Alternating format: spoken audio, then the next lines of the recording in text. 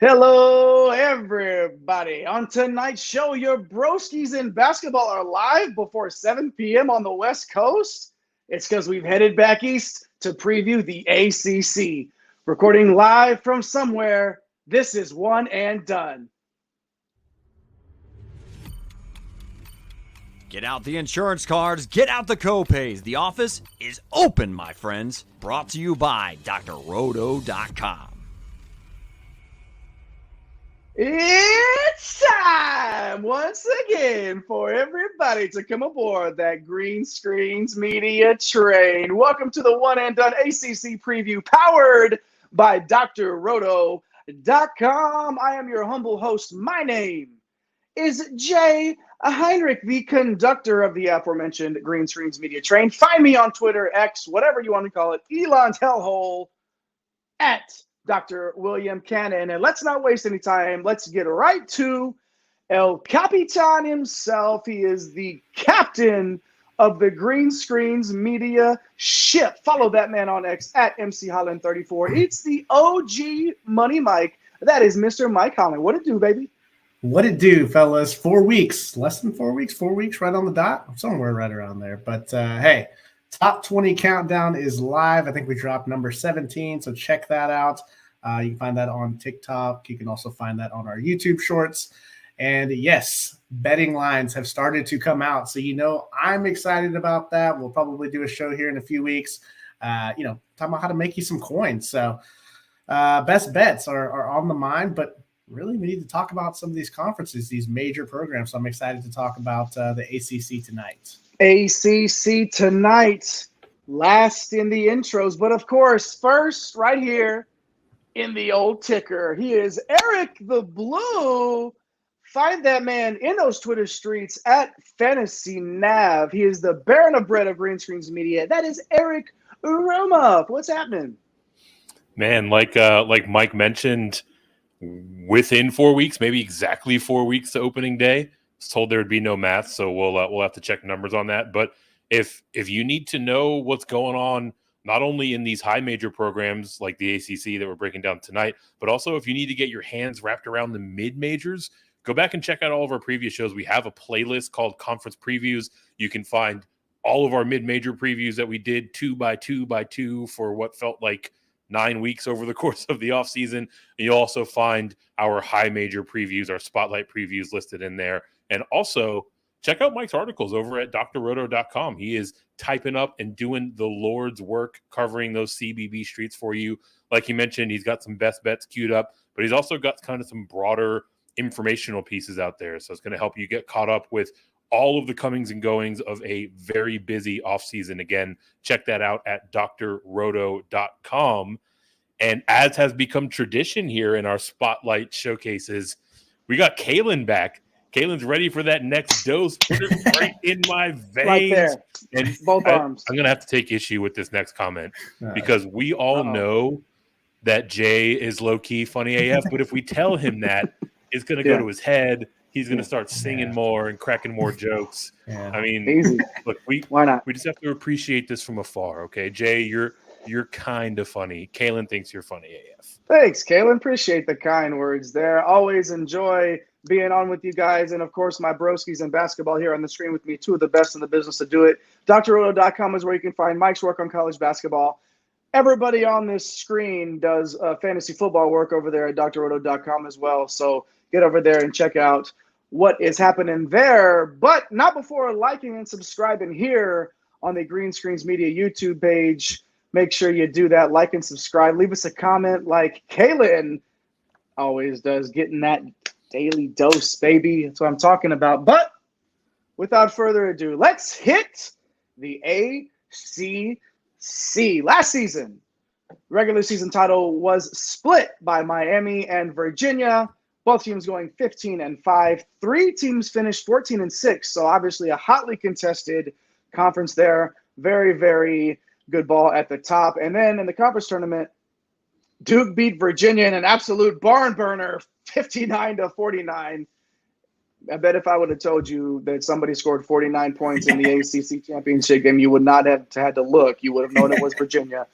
However, they did have the highest seed somehow in the NCAA tournament. Virginia did at a 4 seed, and somehow Duke was a 5. Whatever. Miami was a very deserving 5. Could have been a little bit higher in my opinion. And then 2 11 seeds in Pittsburgh and North Carolina State. KenPom rankings had the ACC as the 7th ranked conference overall. 8 of the 15 teams inside the top 100 rated teams in the country. All right, there's the overview. Let's go to the headlines and start like we always do with our guy, Eric the Blue, with what we need to know about the ACC.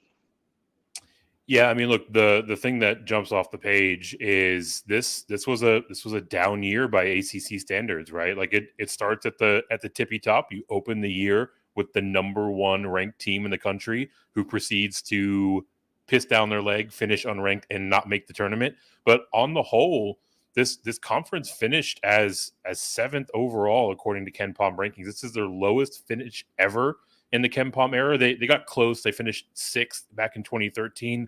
But basically every year since 1997, they have either been a top 5 conference, and 10 of those years they finished either as the number 1 or number 2 overall rated conference. So clearly some very lofty standards, and by those standards, kind of a down year, right? So it bears the question, are we going to see more of the same this year, right? We saw teams last year like Pitt and NC State kind of rise up out of that middle class. Was that to do with, kind of some softness at the top of the conference? Was that these programs building some momentum? Will there be more surprises like them this year? There are questions really all over the place, save for Duke, right? Duke is probably going to be preseason number 1, but apart from that program, I mean, it's kind of hard to make sense of which way's up in this conference overall. There's a lot of open questions heading into the season, and one of those questions is which of these teams can get a little hot on the road and steal one in someone else's gym, right? ACC was 6th last year in home win percentage. 64% of home teams won in league play. These are obviously some of the toughest gyms to play in the entire country. If a team is able to maybe nab a couple on the road in some of these tough environments, that's probably going to be the tiebreaker, the determining factor as to which teams ultimately make their way in the, let's say 5 bids again that they get this year, and which teams are going to be on the outside. So definitely looking for some teams to do some work on the road, and that will probably play a big part in which teams are dancing in March. Well, and, again, 5 teams finishing 14 and 6 or better in the conference. It's obviously the issues aren't really at the top of this conference. But Mike, let's head over to you now. Get some a little bit of headlines maybe that are on your mind, things that we need to pay attention to heading into the ACC this season. Well, I'm going to go with freshmen again, like I talked about last show. Duke, the number 2 recruiting class, going to change the landscape. They have a couple of 5-stars, Jared McCain, TJ Power. We'll see how much run they get. North Carolina might have gotten its missing piece this summer when reclassified 5-star guard Elliot Cadeau decided to come on aboard and take over that point guard position. And then you got, after a disastrous season, Louisville still hauling in 5-star talent. They got stud Dennis Evans, the center. Look, in these power conferences, we'll have to see what these young kids are all about, right? It's no guarantee that they're going to be difference makers. Some take a few years, but every school is pulling in some guys that we don't really know much about at this level. So that's one thing to look for. The other thing is Duke. Are they going to be able to live up to these expectations in year 2 under Shire? This is his 2nd year. And then you look at the rival, UNC. Kind of talked about it a minute ago. They missed the tournament, making history. First team to ever miss the tournament after playing for a national title. So there's really not a lot of excuses for Duke this year with talent coming back that we'll talk about. And then Hubert Davis, he better hope this retooling this offseason gets them back to the tournament because, the UNC faithful, they got a pretty short leash over there, especially having Roy Williams there for such a long time. For our longtime viewers, listeners, watchers, that any chance that I can get to bring up the fact that Hubert Davis missed the tournament last year with as much talent that was on that team, I will do it. And Mike brought it up this time, so I didn't have to. But it's definitely one of those. I can't believe that it's just inexcusable that North Carolina missed the tournament last year. But Let's move past that. Make sure if you're hanging out with us, you like and subscribe. If there's any headlines that you want to drop in the comments, let us know. We'll get to them. We always throw them up on the screen, even just chunk up a deuce, whatever you need to do. Say what's up. Get in those comments.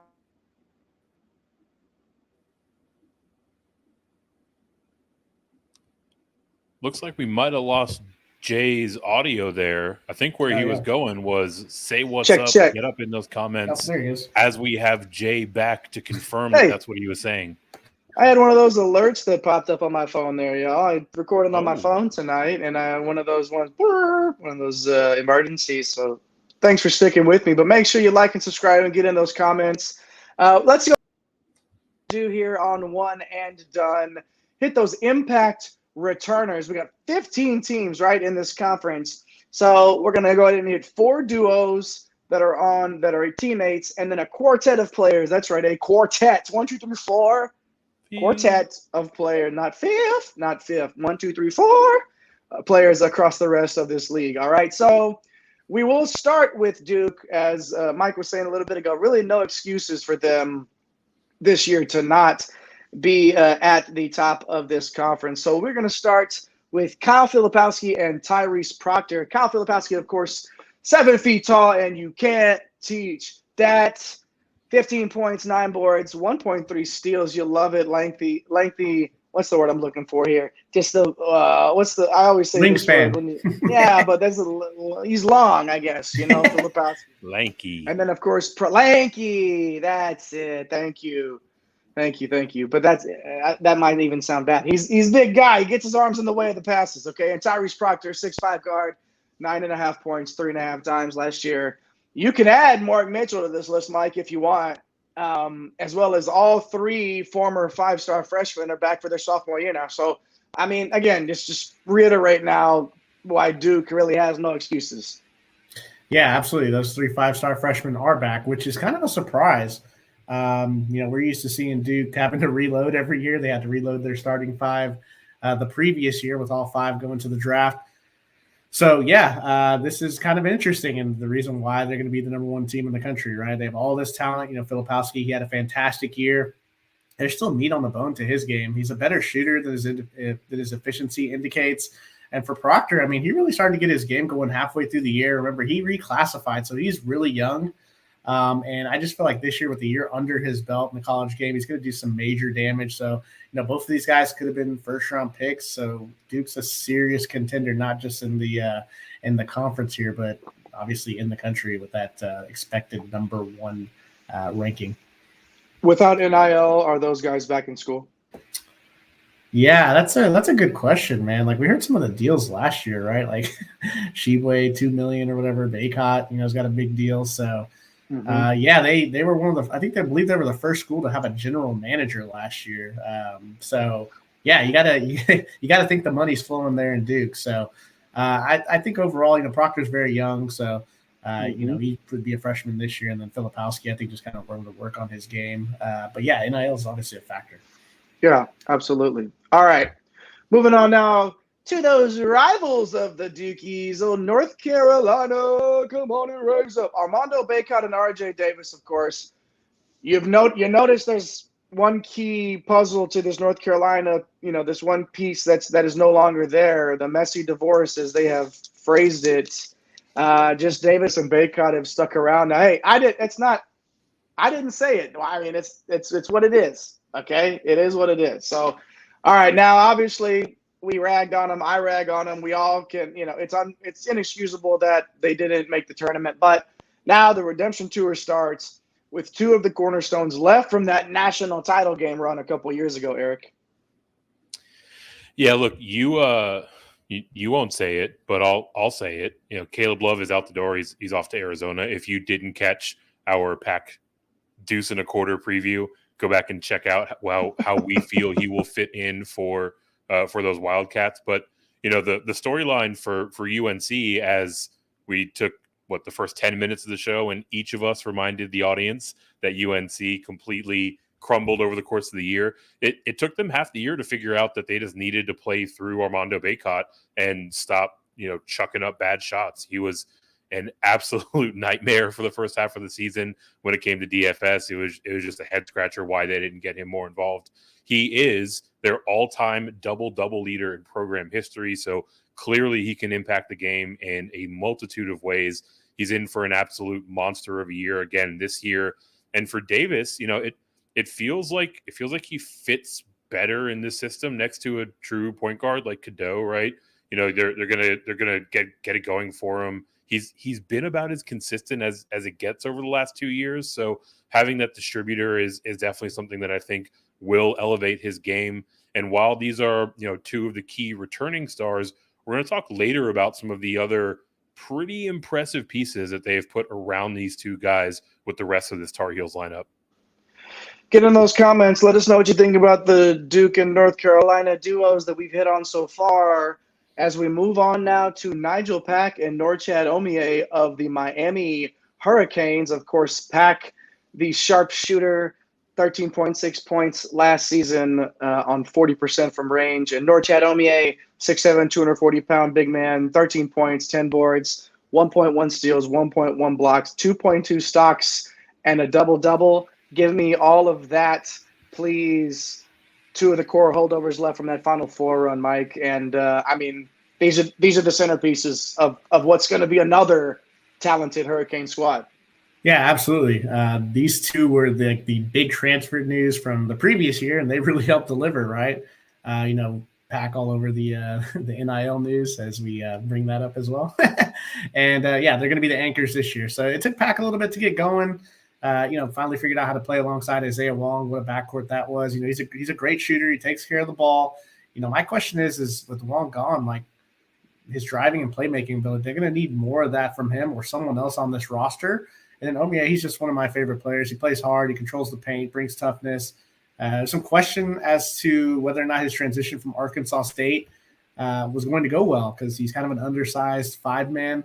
But he just plays really hard, and he's so tough inside. He's averaged a double-double all 3 years in college, and he's once again going to be one of the top two-way bigs in the country. So these two definitely pack a punch, and, yes, they are primed for a big year.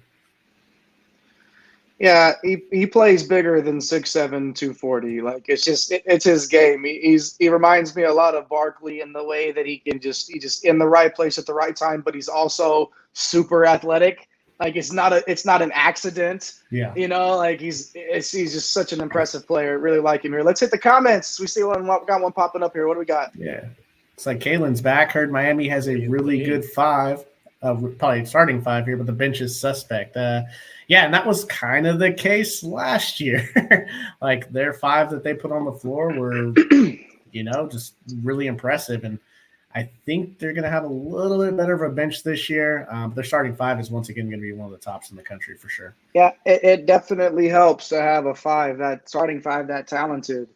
We'll see how that plays out. This is obviously – I don't know if Pack – personally, I don't know if Pack has that next level. Right. But somebody's going to have to step up. There's a lot of talent on that team. All right, let's move on now to Clemson with their star returners, PJ Hall and Chase Hunter. Let's start with Hall, the 6'10", 245-pound center, 15.3 points, 5.7 rebounds.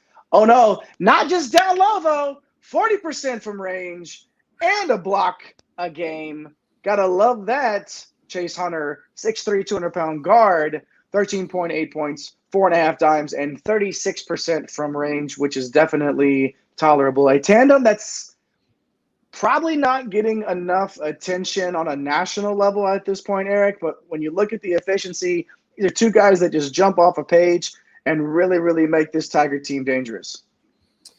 Yeah, this is a Tiger team that was a problem for a lot of really good teams last year. I think we're going to see that again play out this year. Last year they managed to rack up 23 wins, but ultimately they saw their bubble burst. They were part of their first four out when it was all said and done on Selection Sunday. Hall and Hunter are back this year in their senior years to really make another run of it, right? PJ Hall is just like the model of efficiency. He only played about 24 minutes on average, but in those 24 minutes, 15 points, 6 boards, like you mentioned, shot 40% from three. he was kind of the bane of our existence when it came to DFS play, because he was just like the picture perfect cash play, just super steady, super efficient. And all year long, we were banging the table, like, just give the kid some more minutes, right? Like, can we get him 32 to 34 minutes in this upcoming year? He's been hovering around that 24 to 26 mark for the last couple of years. It feels like this is the year that he really takes a step forward in terms of his playing time. He's not the type of player that's going to wow you with his athleticism or anything that's going to hit the highlight reel, right? But like the kid's got that high basketball IQ. It's the first one in the gym. Like he's the kind of guy that you don't mind taking your daughter out for a date, right? He does all the little things well. He really stuffs the stat sheet. And for Hunter, like he put it all together. He's back for this 5th year, right? Like last year, first time he really played major minutes, right? Last year was the year where he really took that big step forward in terms of his playing time.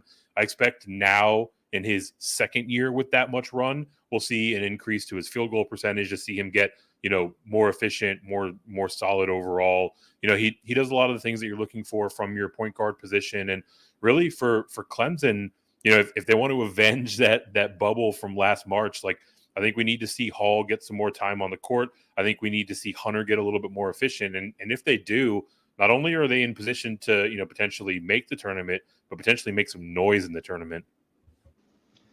I don't know. It's like, I got to see it. I got to see it with this Clemson team, but it's very possible. Hall's a good player. That might be his ceiling already. Again, I hate to do that twice on these studs, but like, I don't know. Got to see it on the court. Got to see it for 30 minutes a night over a length of a season to know if he can hold up to it. But he's a great player, and they'll figure that out. They'll figure out the best way to use him for sure. All right, those are our duos. Knocked them out as promised. We're gonna get now to the old quad box with 4 players here. Stud guards from the league first. I like me some guard play. I'm going to go ahead and start right there at the top of the graphic and go to Mike first to talk about Reese Beekman and Judah Mintz. Of course, Beekman, 9.5 points, 5.5 assists, 35% from 3, and almost 2 steals per. Mintz a little bit higher on the scoring here with 16.3, also 4.5 dimes and 1.8 steals as well. We covered these guys a lot, Mike, and they're solid two-way players. Yeah, absolutely solid two-way players. I'll start with Beekman, a key member of the Virginia program for 3 straight years. I mean, he's played 29-plus minutes every year.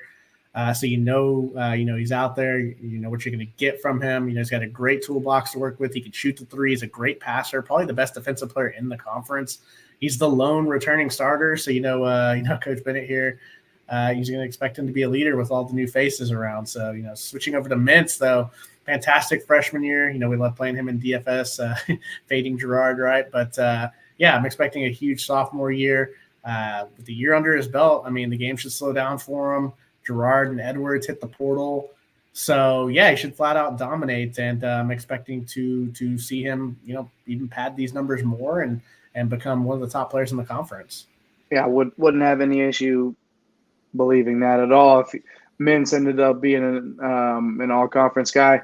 Stud big men now. Talked about those stud guys. Let's give the big guys some love. Let's start with Blake Henson from Pitt, 6'8", 230 pounds, average 15.3 points, 6 boards, and 38% from 3. You got to love that inside-outside game there. And then, of course, right there, Quentin Post, forward from Boston College. He's 7 feet tall, and you can't teach that. He's not afraid to step out for 3 either at 43%, averages 15.1 and 5.7 boards last year. All league performers a year ago, Eric, and obviously the centerpiece of their respective teams as well. Yeah, fair to say about both. And for Henson, like he was a major reason why Pitt was able to make that huge turnaround, right? Like we mentioned off the top, they made their way in as an 11 seed last year, but they really had to surge and come on late in order to earn that seed. And he had a big hand in that. He came over to Pitt from Ole Miss. At Ole Miss, he played a solid role. He was a good contributor, but he really found that starring role here at Pitt. He's a versatile 4-man. He can hurt you in a variety of different ways, right? Like you mentioned, 38% from 3. You'll take that from a forward every day of the week. And he's not your traditional defensive stopper, but he's certainly not afraid to get in there and throw his weight around, right? So he'll do enough for you. And like we saw last year, he's going to have a big hand in the overall outcome for this Pitt Panthers team. And for Post, he's heading into year 5, right? Like every year his minutes have gone up and up and up. He's slowed a little bit by injury last year, but on the whole, he should be ready to handle a 30+ minute workload. He's one of the more effective big men in the conference. Again, 43% from 3. You love to see that from your center.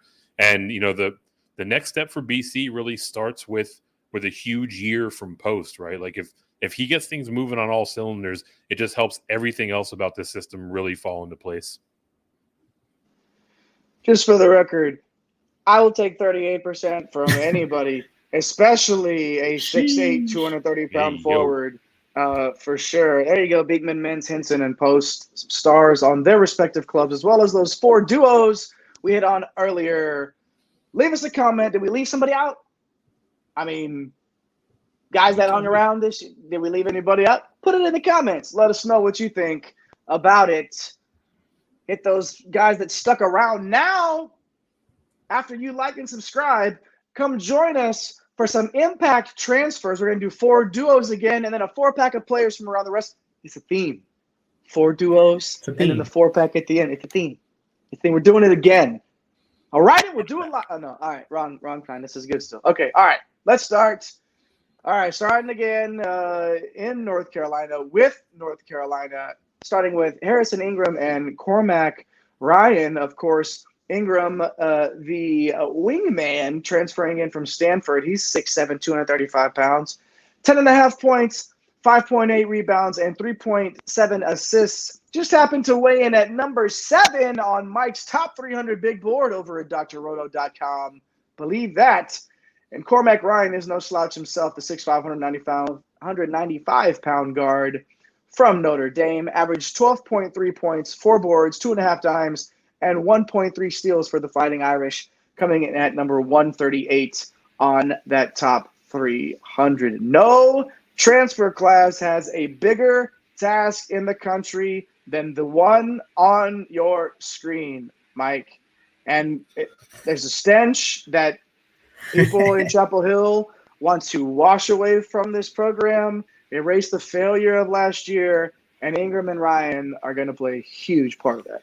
Yeah, they're the 2 that are most likely to start amongst Davis, Cadeau, and the big man Baycott. There's also Jalen Withers coming over from Louisville. Paxton Wojcik, he's coming in from Brown. They're going to play key roles as well. So, these 4 guys are going to be busy. When Pete Nance last year came over from Northwestern, everyone felt like he was just going to step into Brady Manick's role, and it just never really happened.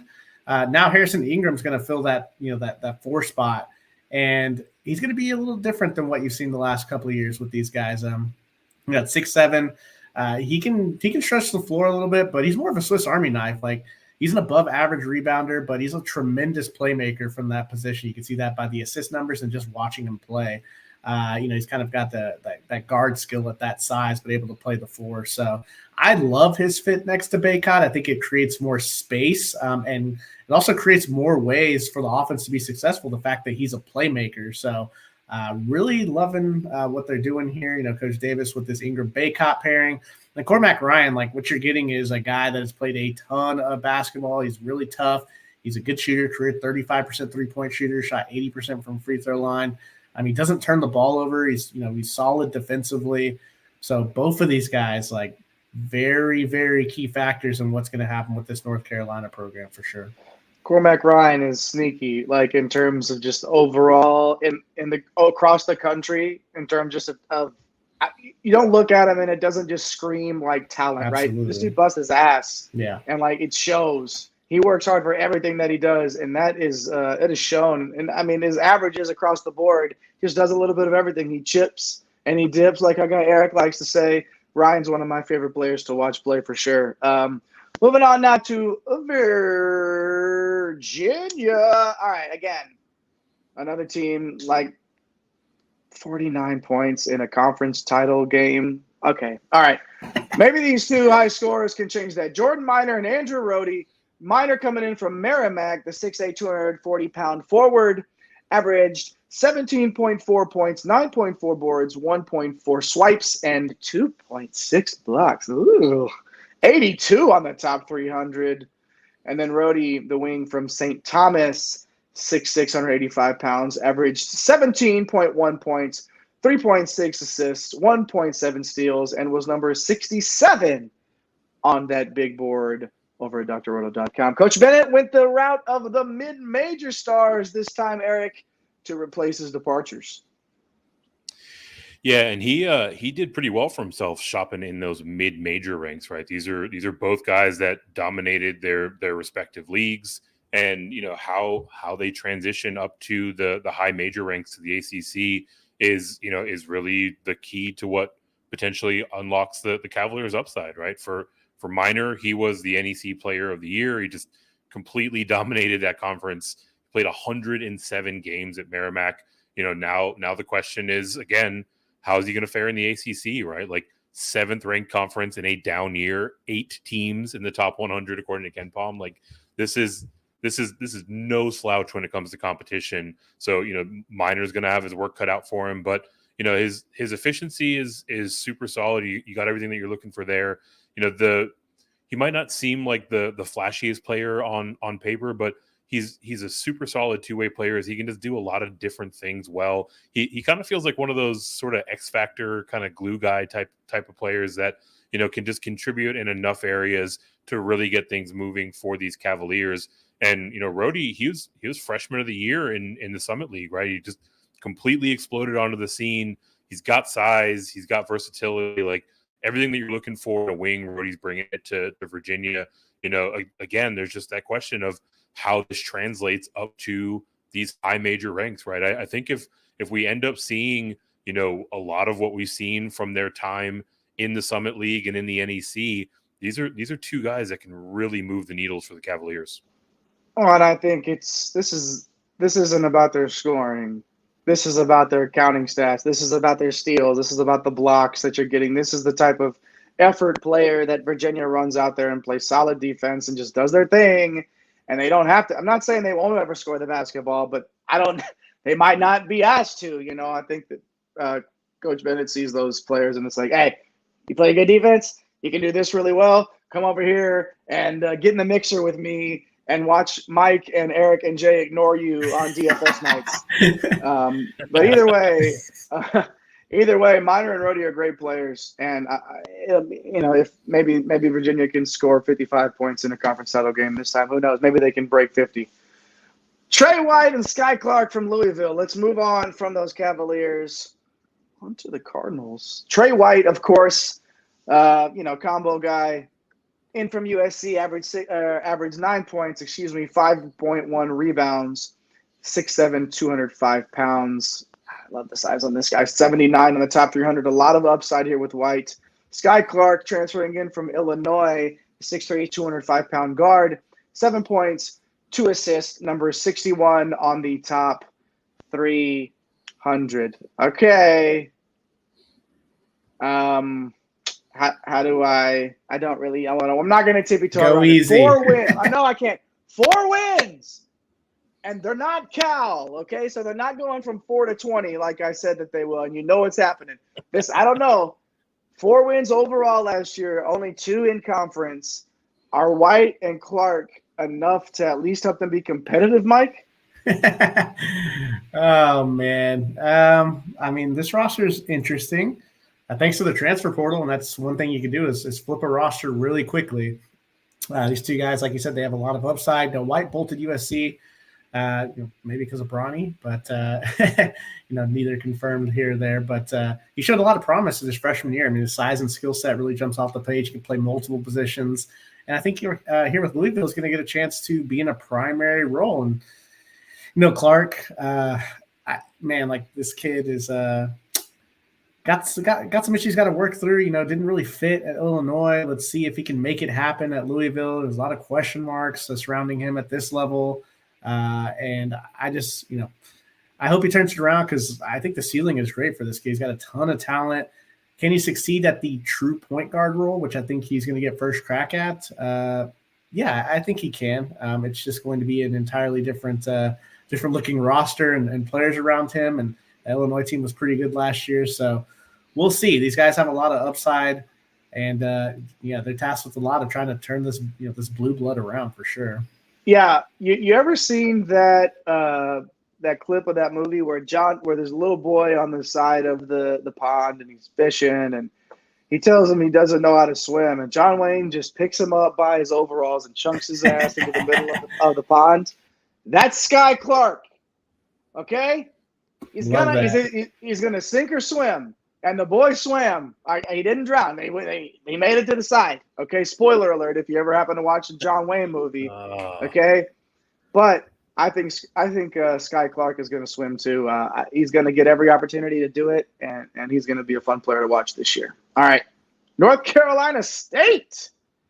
DJ Horn and Jaden Taylor coming in. Horn from Arizona State, the 6'1", 175-pound guard, averaged 12.5 points, 2.4 assists, shot 36% from three, and had 1.1 steals per game, number 81 on the top 300 over at drroto.com. And, of course, the wingman, Jaden Taylor, coming in from those Butler Bulldogs, 6'4", 195 pounds, averaged 13 points, almost 4 boards, and 1.3 steals per, number 77 on the top 300. Couple top 80-ish players here for North Carolina State, Eric. Okay, lost Terquavion Smith and Jarkel Joyner.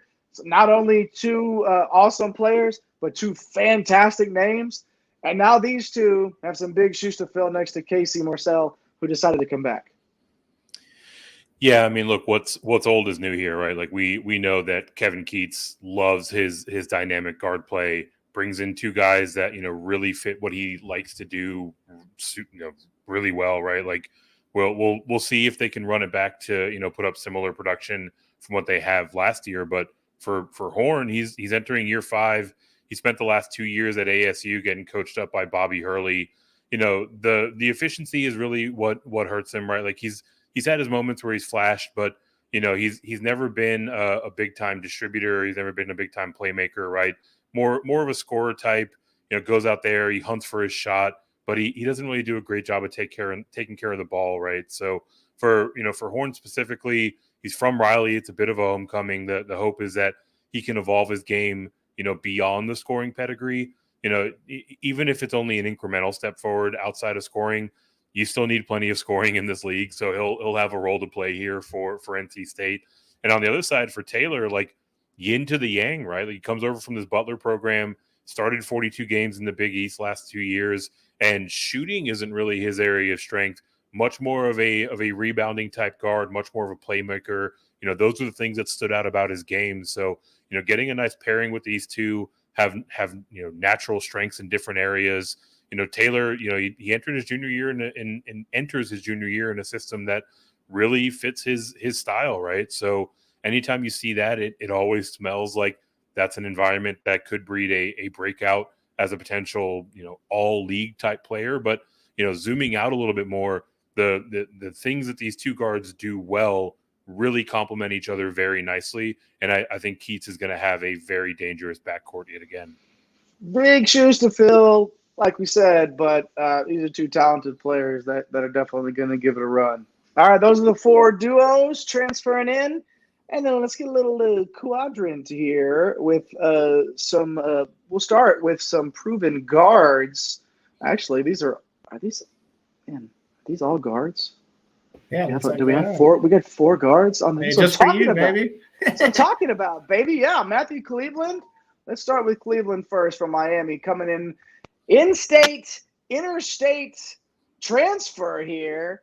Cleveland might, he does a little. He might do a little bit more. He's 6'7", but guard. We'll say guard for Cleveland. All right, transferring in from those Seminoles, 6'7", 210, averaged 14 points, 7.5 boards, and shot 35% from three for Florida State last season. Number 15 on the top 300 transfer board, and then Joe Girard, not the former Yankee skipper. This is Joe Girard III. They might as well call him Trey, shooting 38% from 3 ball last year, and also had 3 dimes. How about it? In addition to 16.4 points, coming in from Syracuse. Man, we talked a lot about both of these guys, Mike. DFS purposes, they've spent a ton of time in this conference. You know exactly what you're going to get from these two guards. Yeah, I love the pickup for Clemson and Miami. These really fit like your need and fit perspective together. I know for Miami, key loss, right? Like we talked about Isaiah Wong, but Jordan Miller, guard skills, but played the 4 because of his size. Well, Cleveland is the same type of player, but I feel like he gives them more versatility offensively, a better shooter from 3, and he can handle the ball and do a little bit more playmaking. So I think this for Larinaga, right? Like he wants to play this, 1 man, 4 out, 1 in, and Cleveland gives him probably the best opportunity that he's had to do this and do it very well. So that's kind of scary. For Joe Girard, look, the guy can just shoot. He's got a ton of experience. There aren't many guys in the country that can take over a game offensively. There's some question marks about his defense, but this Tiger team, we talked about PJ Hall and Chase Hunter. They have some weapons all over the floor. So you add this guy in, he's a natural scorer, and all of a sudden you kind of got a little big 3 scenario here with Clemson. So love the fit for both of these teams and the player. A couple more players here that, in my opinion, these two are probably more of the untapped potential point of view here, looking for a new opportunity. JJ Starling, now in Syracuse, transferring in from Notre Dame, 6'4", 200-pound guard, 11.2 points, 2.8 boards, number 28 on that top 300 big board. And Hunter Salas, Wake Forest guard, coming in from the Zags, 6'5", 185 pounds, 4.5 points, 2.2 boards, but still talented enough to be number 64 on Mike's top 300, Eric. And again, these are two guys that are just sort of, Starling averaged 11 points, but is not really taking his game to that next level. And Salas is looking to just really, take any sort of step forward in his game, and he's going to probably do it at Wake. Yeah, look, I'll start off with Starling. Like he looks every bit the part of a big time college basketball player, right? Like he really needs some things to line up for him to reach that upside and that potential. And I think now that he's in this Syracuse program, he's potentially got some of that at his disposal. He's playing next to a true point guard, a guy that can really get him the ball. Someone we talked about earlier, that being Judah Mintz, and he's going to get a ton of usage for these Orange men, right? So, for me, a guy that's got that talent, he's got that potential just kind of swelling up underneath, now he gets that opportunity to really get as much run as he can handle. He's got a good distributor and a playmaker next to him. Seems like things are really lining up for that breakout year for Starling. And for Salas, like, look, there's a lot of talent on these Gonzaga rosters, right? Like he's got to kind of body his way through a very deep roster, and it limited his time on the court, right? He's certainly a talented player in his own right, but when we saw him out there for the Bulldogs, really more of a defensive presence, right? He can give opposing players fits on the defensive side, but now heading over to Wake Forest again, ton of usage, ton of opportunity in front of him, like. He can really see his role expanded as big as he can handle it, right? So these are two guys that are super athletic and super talented, and I'm really excited to see what they can do with a little bit more run. 4 duos and the quad box, just like we did for the Impact returners. That was our favorite Impact transfers coming into the ACC. Gotta love it. Got to love it. The transfer portal rules the world. It is what it is. We talk about that all the time. We've talked with coaches. Again, I like to say this frequently, but we were talking. Which coach was it when we were talking to them, and they got the text message in the middle of our interview that somebody was transferring? It was Kim English from Providence. Kim English, yeah, right. So we're talking to Kim English. How can I forget that we're talking to Kim English? And he gets a text. Somebody hits the transfer portal while he's talking to us. So, I mean, it is what it is. So, all right, make sure you hit those like and subscribe buttons. Get in those comments. Let us know what you think about these transfers. Did we miss anybody? I think those are. It's hard to argue that that's some of the top transfers coming into the ACC. If you feel like we missed anybody, or maybe we missed an Impact player from your favorite team earlier, be sure to let us know in those comments. Chunka Badus, put a smiley face, just like that or whatever, whatever you need to do. All right, time for the world famous tiers. We're going to do things a little bit differently tonight, okay? Sometimes we've come at you and we fill the tiers in from top to bottom. We'll say, okay, this team will go, in the top tier. This team will go to the bottom tier. Okay. Then sometimes we'll just put them all up on the screen and talk about them. We're going to shake things up a little bit tonight. Some of the tiers all have a few teams in them here, right? Okay, we've got teams in here. We're going to break these down first, the ones that we have on the screen. You'll notice at the bottom there, a few not in the tiers yet. We're going to hit those up in a minute. But first, of course, Drizzy. Yeah. Yeah. For all the dogs dropped, as you know. And in honor of Drizzy Drake, our favorite Canadian from the six. October's very own. October's very own. Yeah. We got 3 dog-themed tiers tonight. For all the dogs, that top tier, Pitbull, not the Dale, not that Pitbull, even though Miami is in the Mr. 305, Mr. Worldwide. It could be that Pitbull, and that would be the top tier. Thank you very much. Pitbull up at the top. Our Labrador Retriever, solid dog right there in the middle tier, and then at the bottom, it's the pug tier. They're kind of cute. Catching strays tonight. They're kind of cute, but they can't breathe. They snore. That's what you're gonna get out of the pug tier. All right, so I'm gonna start off. I usually go to Mike. I've gone to Eric. I'm doing the top tier tonight. Oh, that Pitbull tier. Pitbull tier. All right, Duke, Miami, and UNC. They're at the top. Duke, again, we hit on it. We've all touched on it. There's no reason that Duke should not be the clear-cut favorite here, and maybe even a dang solid case for number 1 team in the country heading into the season. And we didn't even talk about Jeremy Roach. Not one time, guys, did we talk about Jeremy Roach tonight. He's back. The point guard, the guard play. That's so important in college basketball, the land of the big men. Yeah, Jeremy Roach ain't a big man. You know how important he is to the Duke Blue Devils? Goodness gracious. Anyways, Duke, Miami, and North Carolina there. Mike, I'm going to go to you with that lab tier. Clemson, North Carolina State, Syracuse, and Virginia. Well, I appreciate that lab tier. Got a lab myself here, a crazy one. For this lab tier, it is Clemson, North Carolina State, Syracuse, Virginia, as of now. For me, Clemson just misses out on that top tier. We just talked about their big 3. Feels like they need one more piece. Could that be Jack Clark? He's a transfer from NC State. Feels like, he's going to have, a role to fill here with Hunter Tyson, out the door here. He was a very, very crucial player for that Tiger team. So, if Jack Clark can step up, I can maybe see them creeping into that Pitbull tier.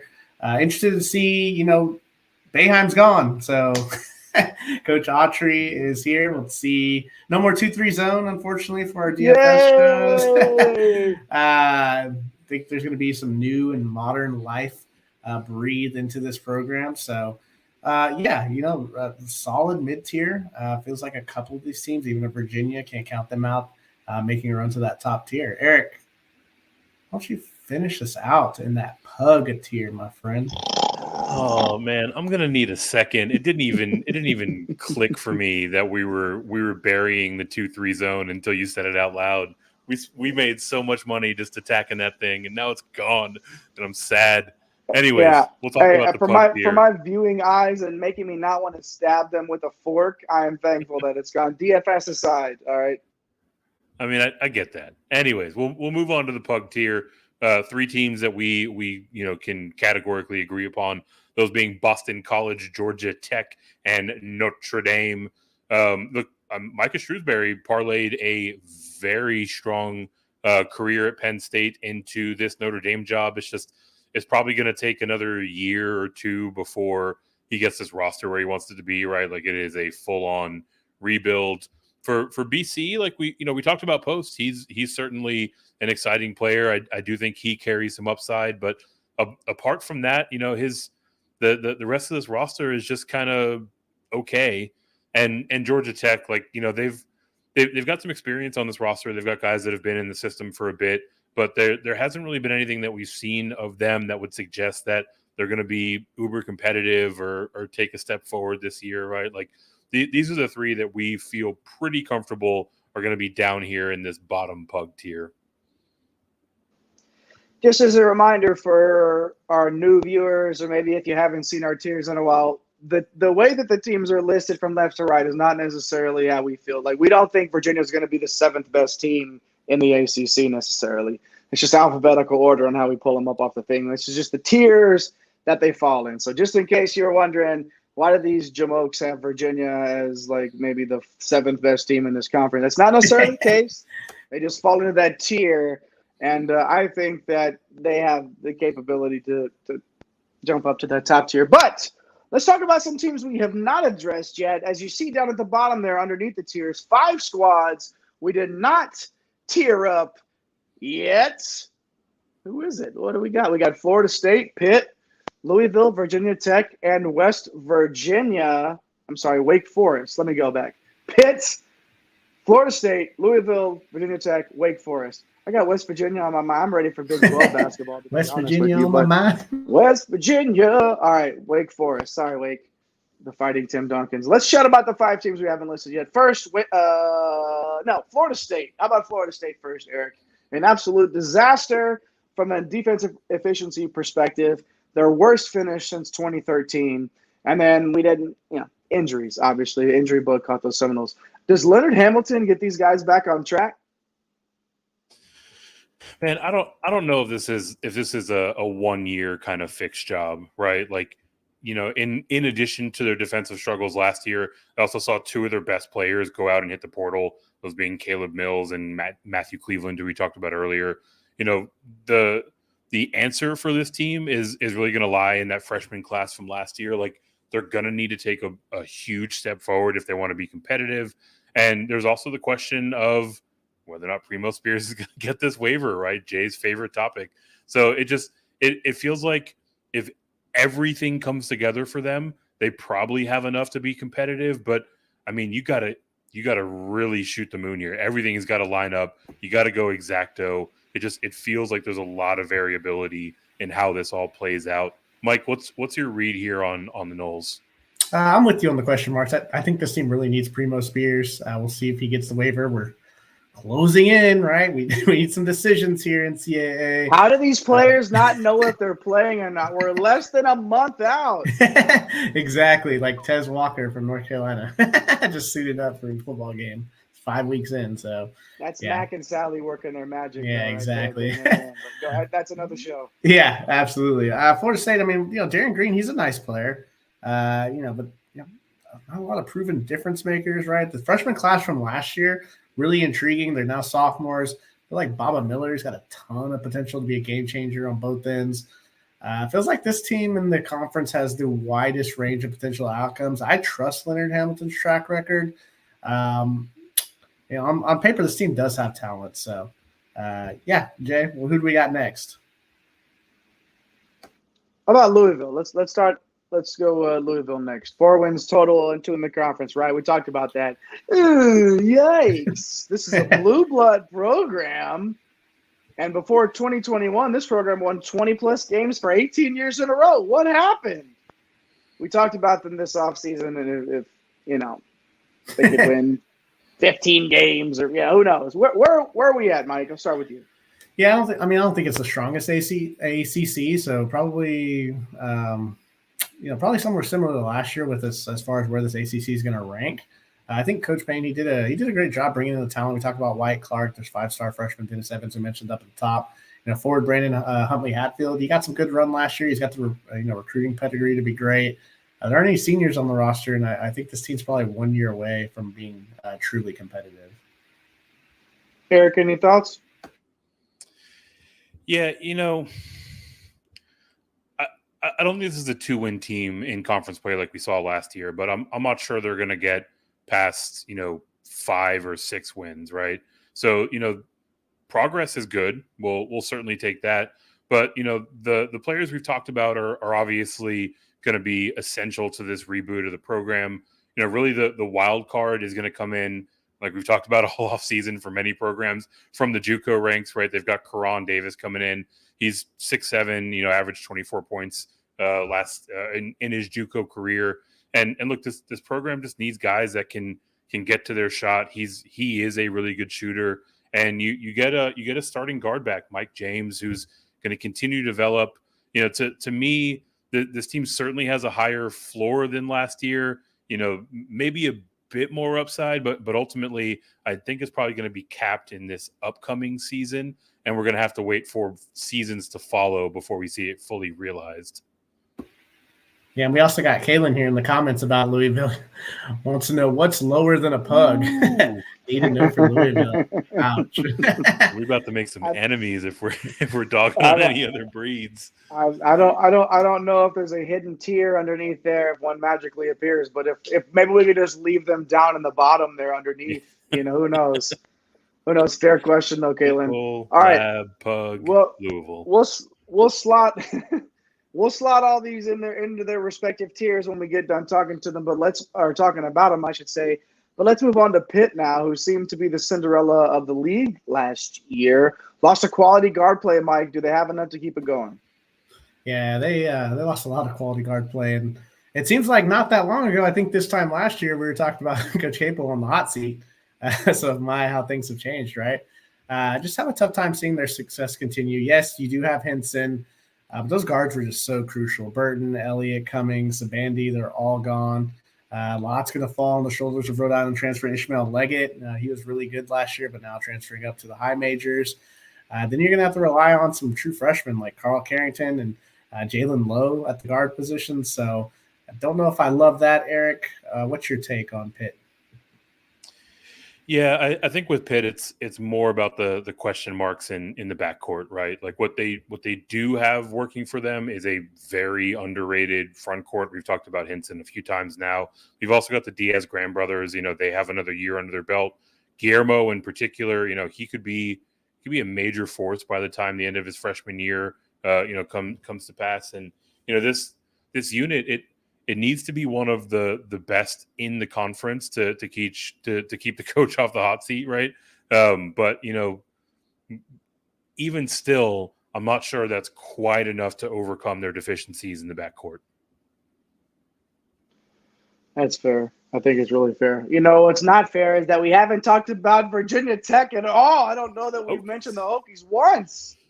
One of the best offenses in the country the last few years. They don't turn the ball over. Really well coached by Mike Young. Like this is a good team. Can we give the Hokies a little love? Like what do you think?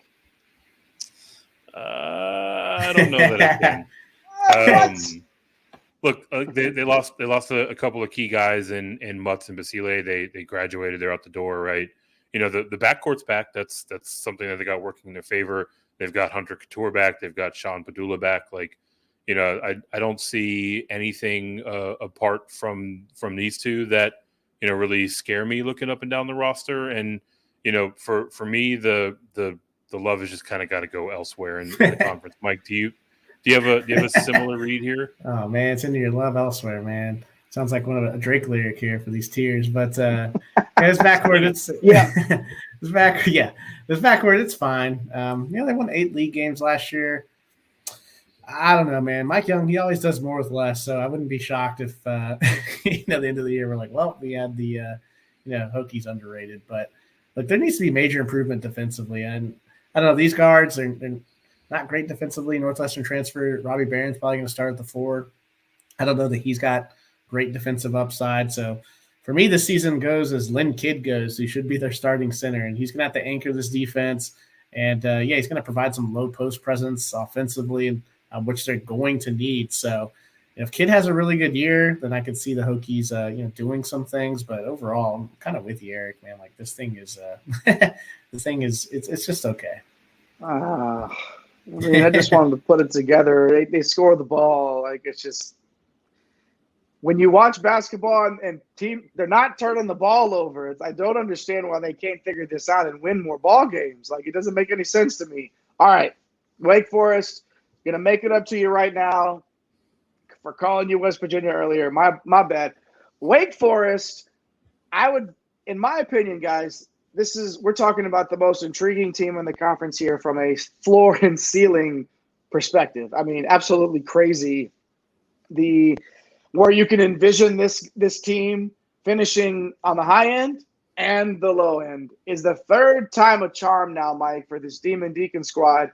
They've bubbled the last 2 years with some really, really good, not great, but really, really good teams. Is the third time a charm for the Demon Deacons.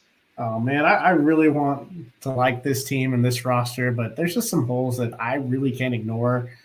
Once again, it's waiver season, so Gonzaga transfer Efton Reed, the big man. He hasn't gotten his waiver. I mean, he's the guy that's going to give you rebounding and shot blocking, so that's something they desperately need. Guard Jalatuka, he's out 3 to 5 months with an injury, so maybe not a key player, but just some of your depth gone there. Outside shooting is kind of it is the major concern for me. So who's that guy that can kind of create his own shot? What's going to happen when the shot clock's winding down? Feels like these are some serious question marks for sure. Eric, any better news for Demon Deacon fans?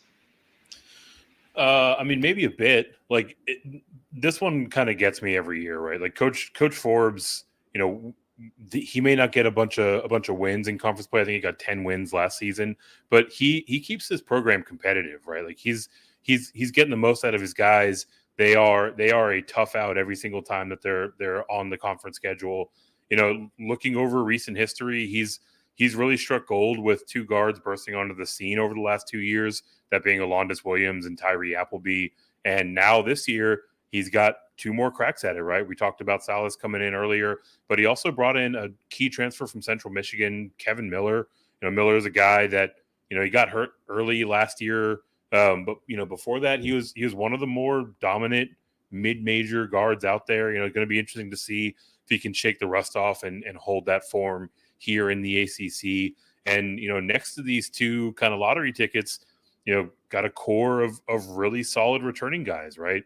Austin Carr, Cam Hildreth, Damari Monsanto, guys that we were firing up left and right in DFS last year. They're back again for the Deeks. And look, if you're getting, more of these, kind of 95th, 99th percentile outcomes from the guard play this year with Salas and Miller, I mean, this is going to be a Deeks team that's going to be another tough out.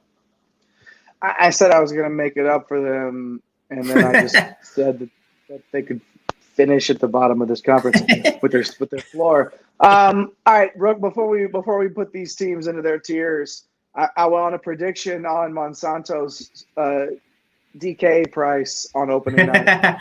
Monsanto's DK price. Over under 7,200. Okay, 68. I think 72 is my over under. I see 60. Mike says 68. Eric, you got a guess? Man, I was going to be optimistic. I was going to try to put this out into the universe and see him come back at like 6.1K. I don't think it'll happen, but 5,800. I want to visualize this one. Come on, those Monsanto. Days are gone. Sub 6K, my guy. Gone. Those days are gone. All right, let's go ahead and finish up these tiers here. I'll start with Florida State. I'm going to go ahead and side with Mike and what he said earlier and trust Coach Hamilton here. They have enough talent to be competitive nightly. Right there in the lab category, not in the Pitbull, Dale, not there, not Mr. 305, Mr. Worldwide. We're going to put him in the lab category. Mike, I need you to make the call on Louisville now. What? Yep, Louisville. Do it. Can we just leave them at the bottom? No. Sticking with my one year away scenario, 5 to 6 conference wins feels right. Put them in the pug category, please. Pug it up. Pugging it. All right, Eric, what about Pitt? Oh, man. Who does that leave me with? Leaves me with Pitt. Yeah, take Pitt. Man, I like the momentum they had from last year, right? Like they're going to have, top tier front court play with Hinson back and the other pieces that we talked about. If Leggett can give them, even just, solid contribution from the backcourt, I think that they're going to be another, difficult out here in the ACC. So I'll put them in the lab with a pen and a pad. I don't mind that.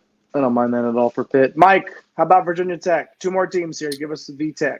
I just can't get excited about this roster. I mean, Coach Young, he'll probably prove me wrong. I'll go back and look at this and say, man, what was I doing? But unless there's a surprise breakout, I mean, that I'm missing, it's the pug category for me, guys. Put him in the pug. Wow. All right. Now they're in the pug. One more team, and I will let our guy Eric the Blue wrap it up. Wake Forest. What do you think? Oh, man. Look, what Mike said about their outside shooting is valid, right? Like it's going to be make or break for them. Efton Reed, would be a real big boost for them as well. We'll have to see how that one plays out, but I think they still have enough to be competitive. And like I mentioned about when we were talking about them a moment ago, like Coach Forbes, he's got a strong history of getting the absolute most out of his team. So I'm going to slot them here in that old mid category in the lab.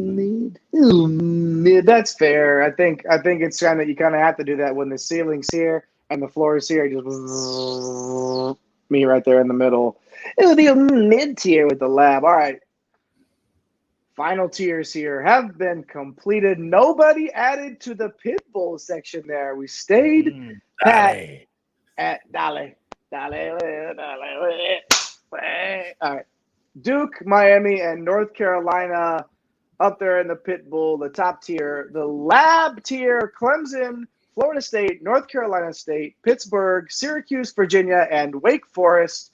And then the pug category, Boston College, Georgia Tech, Notre Dame, Virginia Tech, and Louisville found a way to somehow mercifully get off of the bottom line and get up into a tier there with the rest of those. Sleep. No, all right, we'll leave them. We'll leave them just for now. All right, very good. Good stuff, boys. Hey, of course, that was our famous tier section in honor of Drizzy dropping for all the dogs, and we appreciate all the boys and girls from around the land watching us tonight, hanging out with us. Before we head on out of here, Eric, some final thoughts from you, please, on the night we celebrated the ACC. Yeah, look, I think it's going to be really interesting to see how this conference rebounds, right? Like I think heading into this season, they're going to be as strong, if not stronger than they were at the top last year.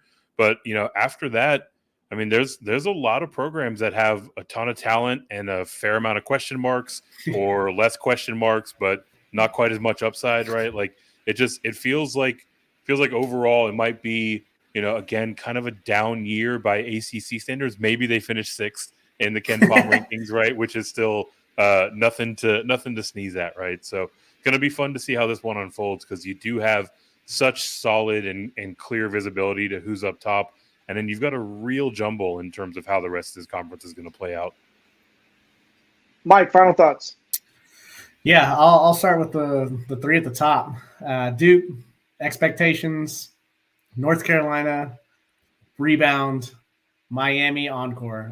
Like those are the question marks for me. And then who from the lower tier? There's going to be a team every year in every one of these power conferences. There is a team that we don't think is going to do anything, like Pitt last year, like North Carolina State that we were on before anyone else. They're going to jump up, and one of these teams is, probably not going to go the way of North Carolina and completely fall off the map. But one of these teams in the lab or the pit bull may slide down. One more. Just the way college basketball goes. One more. Right before we finish. Dude, we need to get like a board in this tally market. I think that's 9 mentions tonight. Yeah, well, you deserve it if you go to the title game and then miss the tournament the next year. Sorry, not sorry. Sorry, not sorry. And I'm not sorry that we almost dropped Louisville down below the third tier, like Kaylin was saying. It's give the people what they want. It is what it is for sure. Hey, I'm Jay Heinrich. I'm the conductor of this thing. That's Mike. He's the captain of this ship. That's Eric. He's the Baron of Bread. Do not forget to like and subscribe. Turn on those notification bells. And hey, our guy at The Real Napier doing stuff for us, making his TikTok debut in the shorts. Make sure you check out our guy Chris. I'm pushing some TikToks out too as well for our top 20 countdown. Make sure you follow at Get Green Screens and at One and Done CBB on Twitter, in those Twitter streets, as our guy Eric likes to say. Make sure you stick around. We're not going far. We're staying East Coast next time around with the Big East. Make sure you tell someone you love them. Have a nice day.